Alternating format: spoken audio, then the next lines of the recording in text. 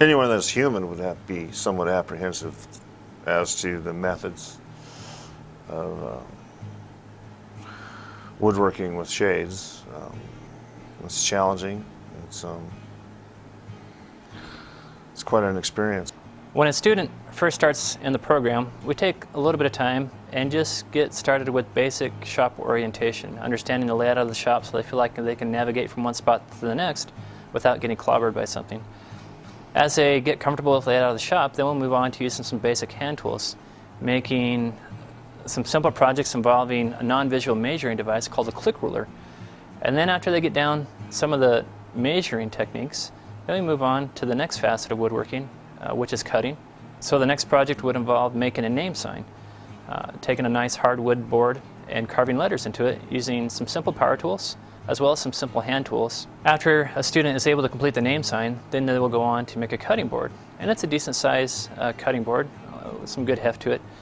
There's a lot of ways that the industrial arts program can help a student definitely have confidence that you can use non-visual skills to produce wood projects here or whatever. It's just a great program to bring you back into being employable, productive, confident human being again.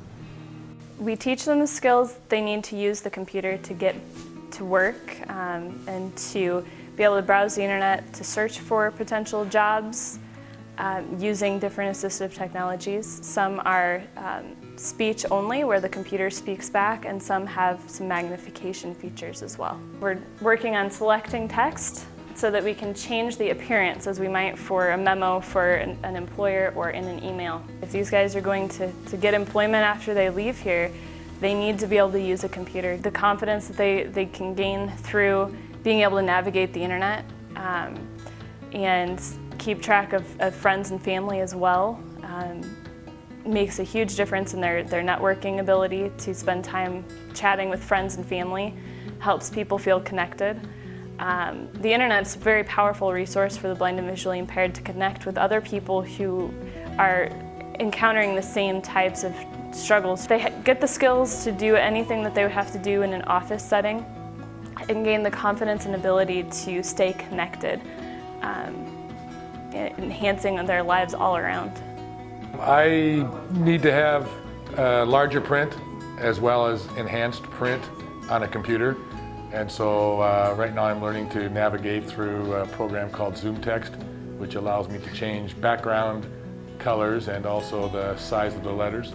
It's just going to make doing the sort of the everyday task that a person has to do just much easier to accomplish.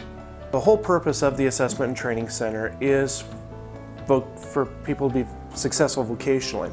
So usually once they go to and get training in a lot of the core classes, Braille, computer, shop, orientation, mobility, ADL, a lot of times that last term that they're here, they'll be in job readiness. And what job readiness is, it lays a foundation for a person, once they leave the Assessment and Training Center, to kind of have a game plan in place to be able to move forward in whatever vocational arena that they want. Commission doors are always open to clients and past clients. Activity days occur periodically in the ATC. Students plan, organize, and participate in all sorts of activities, ranging from bowling and gold panning to things like hiking, going to the movies, and eating out, just to name a few. Activity days are an opportunity for the students to use the skills out in public that they've been developing in the classroom. These opportunities also help students to realize they can continue to take part in recreational and leisure activities that they have always enjoyed but may have given up due to vision loss. Students who come for training have the option to live in the dorm on the 3rd and 4th floor of the Commission building. In addition to dorm rooms, there are common kitchens, 2 laundry rooms, and 2 living areas in the dorms, complete with televisions, phones for local calls, and computers, and assistive technology for students to use. What do former students and their families have to say about the ATC? It's imperative. Regardless if you think you need it, which at the time I didn't think I needed it. It was a requirement, like I said, to get into the program. But after you go through it, there's so many things that you discover that you need the training for. Especially with a disease like mine that's degenerative, it'll continue to get worse. So It's not like I'll never have to take training again, but at least I'll know what to expect better the next time. So yeah, it was imperative. The instructors are great. They seem compassionate to vision loss. They seem to have a good idea of what it's, of what it's like to deal with vision loss. But definitely, now that I know the training is there, if I do lose more vision, it'll be that much easier to go and seek that training. So I showed up, scheduled for the first term, and it's like, I don't need this, I don't want this. And especially when they handed me a cane. Here, you need to have this, and that's like, I do not want a cane. Because it makes it real. There's no turning back. This is the way life is gonna be, and to me, what kind of life is that? When he first started losing his vision, basically our world changed big time. And there was a lot of anger and a lot of, I can't do this. He didn't want to come, and it was pretty much, yeah, you're gonna go or else, because I'm not gonna deal with you giving up. I thought my life was over. I'm gonna be sitting in a box, being miserable. You might as well put a bullet in my head. And coming to this center, once you realize there's a lady that teaches you how to cook and she can't see, and she's raised 2 kids. There's a lady that teaches you Braille that's blind, and she takes care of her house, her husband, her grandkids, gets back and forth to work.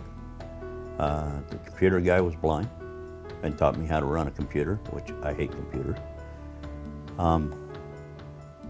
If you sit and think about that and think, there's something to this, that if these people can do this, why can't I? And the attitude here was, you can do anything you want, you just need to learn how to do it differently. I can do anything that I used to do. It's just, I have to figure out different ways to do it sometimes.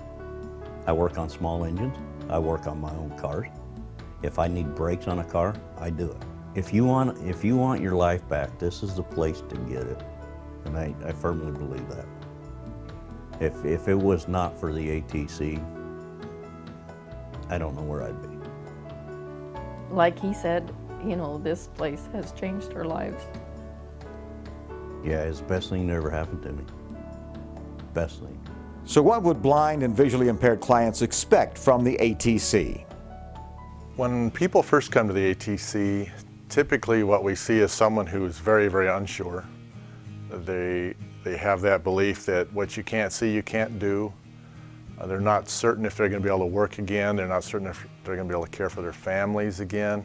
There's a lot of uncertainty when people first get here. A lot of fear, a lot of anxiety. Hopefully by the time they leave, that fear and that anxiety is gone. There's a confidence that has replaced it, and they realize that they can still do almost everything they've ever wanted to do.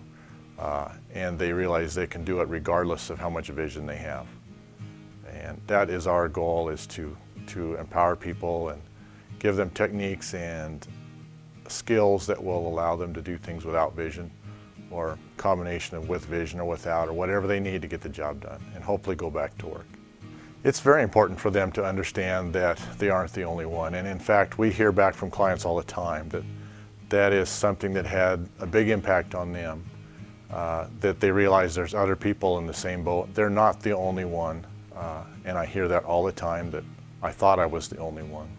So they do build a camaraderie with their peers here, groups of students. I still hear about groups of students I worked with 15 years ago who still are in contact, who still support each other, still have that network. So yeah, there's a big component of camaraderie and support from the other people in this center.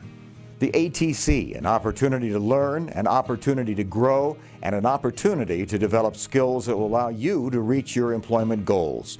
If you or someone you know might be interested in attending the ATC, please speak with a vocational rehabilitation counselor at one of the Idaho Commission for the Blind and Visually Impaired offices around the state to determine if the ATC fits into your employment plan. Or call us at 1-800-542-8688 for more information.